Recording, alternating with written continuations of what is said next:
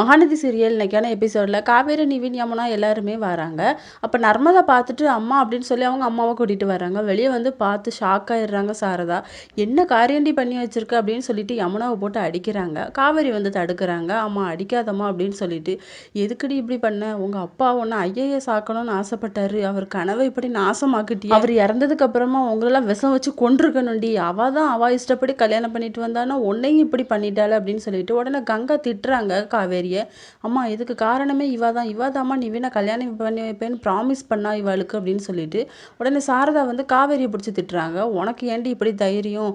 நீ தான் கல்யாணம் பண்ணிட்டு என்னன்னு போயிட்ட, என் பொண்ணு வாழ்க்கையை எப்படி நாசம் பண்ண அப்படின்னு சொல்லிட்டு காவேரியும் பிடிச்சி அடிக்கிறாங்க.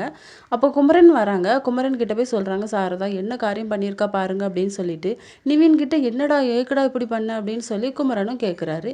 அதுக்கப்புறம் விஜய் கிட்ட போய் சாரதா பேசுறாங்க.